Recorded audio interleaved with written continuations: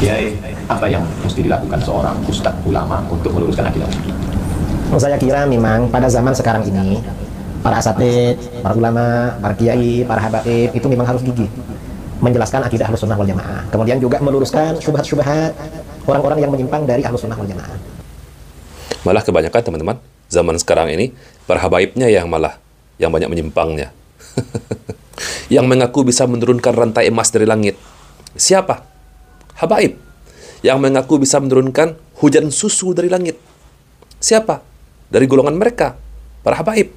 Yang mengaku bisa memadamkan api neraka dengan jari kelingkingnya saja. Siapa? Junjungan mereka, para habaib.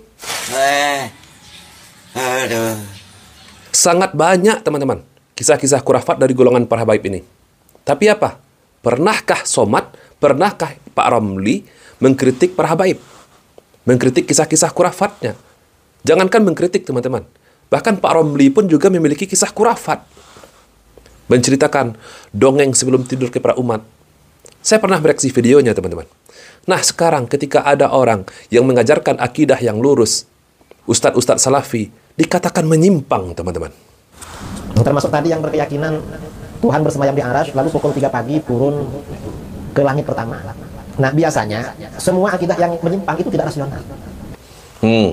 Jadi barometer kebenaran itu teman-teman adalah rasionalitas menurut mereka teman-teman. Sekian banyak ayat di dalam Al-Quran yang menjelaskan bahwa Allah itu beristiwa di atas aras. Itu mereka tolak teman-teman. Karena menurut mereka teman-teman itu tidak rasional. Jadi rasional itu adalah pemikiran mereka. Dalil-dalil di Al-Quran itu mereka takwil. Karena menurut mereka itu tidak rasional. Sekarang mereka juga menolak teman-teman. Juga menolak tentang hadis nuzul.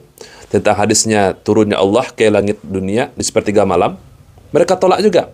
Karena menurut mereka juga tidak rasional teman-teman. Subhanallah. Kalau salafi ini dikejar, Tuhan ini turun pukul 3 pagi. Itu pukul 3 pagi ikut waktu daerah mana? Kalau waktu istiwa kan jalan terus. Setiap masalah itu selisihnya kan kecil. Ya, kalau waktu Indonesia dibagi 3. Itu pukul 3 ikut daerah mana? Mereka mungkin jawabnya turun terus. Kalau turun terus lalu naiknya kapan? Jadi yang rasional itu teman-teman, ya junjungan mereka, para habaib, yang mengaku bisa keluar masuk dari surga, pulang-pulang, jalan-jalan dari surga, kakinya capek, minta dipijitin kepada anaknya. Itu rasional menurut mereka teman-teman. Junjungan mereka, para habaib, yang mengaku bisa memadamkan api neraka dengan jari kelingkingnya, yang menjamin muhibinnya masuk surga hanya dengan selembar kertas surat untuk malaikat mungkar nangkir. Itu rasional. Memang rusak akidah mereka ini teman-teman. Itu kan problem. Nanti mereka ditanya, ngapain turun? Mungkin mereka bilang, loh Tuhan itu turun untuk mendengar doa kamu, makanya bangun sholat tahajud. Lalu kita tanya, apa kalau tidak turun nggak dengar? Mereka bingung lagi. Karena kalau jawab Tuhan nggak dengar, kufur mereka, kafir. Kalau jawab sebenarnya dengar walaupun nggak turun, bisa ditanya lagi. Loh, kalau dengar dari aras ngapain turun? Tapi biasanya kalau terdesak, jawabannya bila taki wala taksi. Itu kan cara ngeles terakhir. Allah di atas aras mereka tolak teman-teman. Karena menurut mereka teman-teman tidak rasional. Tidak sesuai dengan akal mereka teman-teman. Jadi menurut mereka teman-teman, akal itu lebih utama daripada dalil. Jelas sekali kesesatan mereka. Kalau ada dalil yang bertentangan dengan akal mereka, mereka tolak. Mereka takwil. Berapa banyak teman-teman dalil di Al-Quran maupun dari hadis yang menjelaskan bahwa Allah itu beristiwa di atas aras. Oh, apa kata Pak Somad yang kemarin kita reaksi videonya?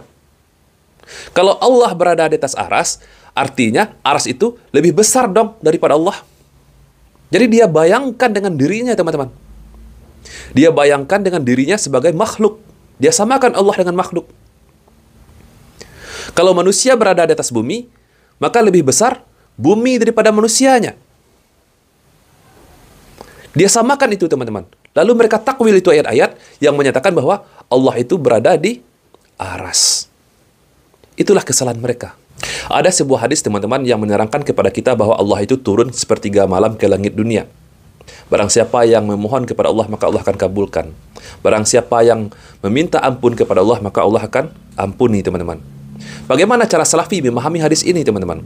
Salafi meyakini yang turun itu adalah zat Allah sesuai dengan nasnya, sesuai dengan dalilnya.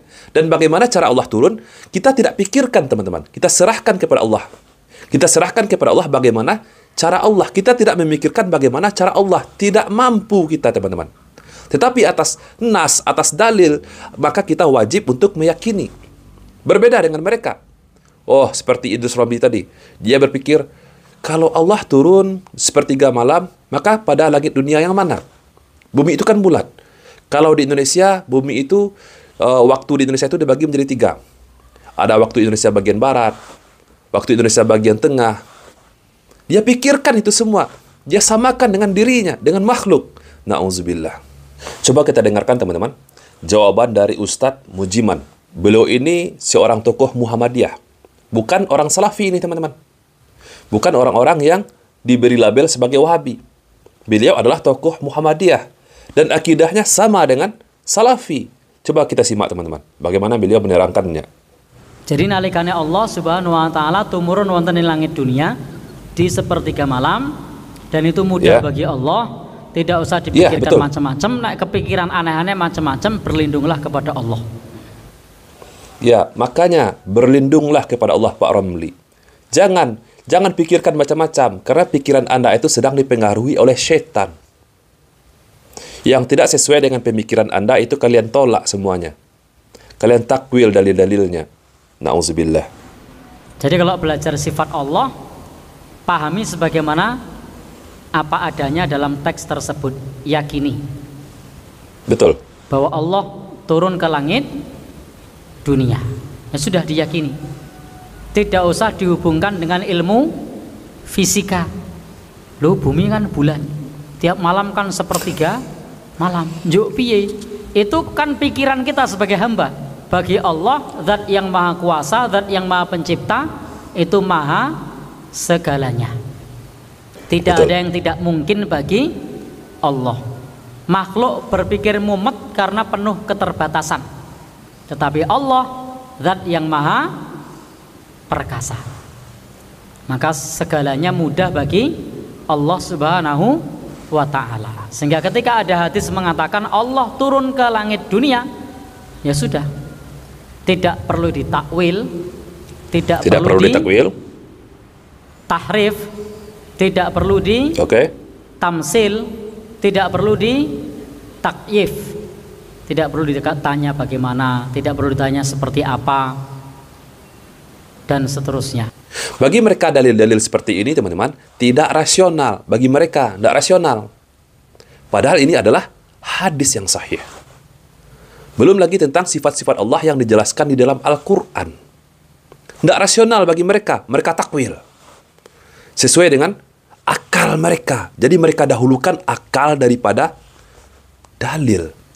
Sangat rusak sekali akidah mereka. Katanya turunnya Allah di langit dunia yang pertama, yang turun bukan dat Allah, tapi yang turun itu adalah rahmat Allah, maghfirah Allah, keberkahan Allah.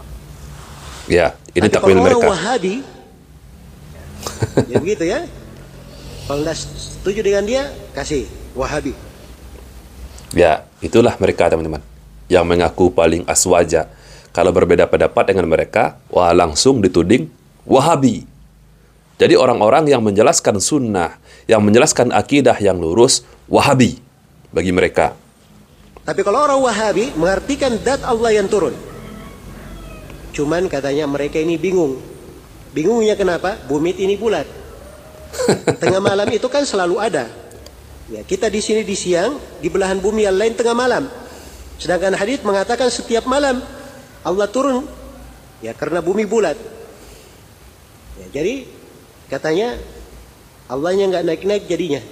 Kita yang berakidahkan salaf, teman-teman, yang bermanhajkan salaf, tidak pernah bingung dengan dalil seperti ini. Kita cukup yakini, teman-teman. Kita yakini, dan kita tidak pernah pikirkan bagaimana cara Allah turun. Justru yang bingung itu adalah Pak Romlinya, Pak Somadnya, karena mereka pikirkan, mereka timbang dulu dengan ini, dengan otaknya, padahal otak itu terbatas, teman-teman. Tidak bakalan mampu kita. Tidak bakalan mampu otak kita mencerna bagaimana cara Allah turun ke langit dunia. Jangankan memikirkan cara Allah, teman-teman. Memikirkan yang ada di sekitar mereka saja, mereka nggak bisa. Bisa mereka memikirkan apa yang dikerjakan jin yang berada di sekitar mereka. Jin, baru makhluk Allah. Jangankan jin, bakteri-bakteri yang sangat banyak di dalam tubuh mereka bisa mereka pikirkan. Bagaimana caranya? Sel-sel yang ada dalam tubuh mereka bisa mereka lihat. Bisa mereka cerna dengan otak mereka. Tidak bisa. Apalagi memikirkan bagaimana cara Allah. Ini adalah hal yang aneh. Ahli sunnah itu tidak pernah bingung dalam keyakinannya. Betul. Dari masa ke masa, para ulama menulis, ya, hadits tentang turunnya Allah ke langit dunia ada dalam hadits riwayat Bukhari dan Muslim dan datang dalam berbagai riwayat, dan para ulama tidak ada yang bingung. Keyakinan mereka sama. Yang bingung itu adalah orang yang berbicara. Betul. Jadi kalau mengatakan ahli sunnah itu kebingungan dalam hal ini keliru. Ya. Bagaimana caranya? Misalnya katanya Allah turun di langit dunia. Sekarang malam di sini di Indonesia. Tapi di tempat lain siang. Ya. Di tempat lain apa? Siang. Nah, ini kan dia sudah mulai masuk di dalam masalah apa? Di dalam membenturkan akalnya dengan apa? Dengan hadis Rasulullah sallallahu alaihi wasallam. Ahli sunnah dalam hal ini mengimani Allah yang lebih tahu akan dirinya. Ya.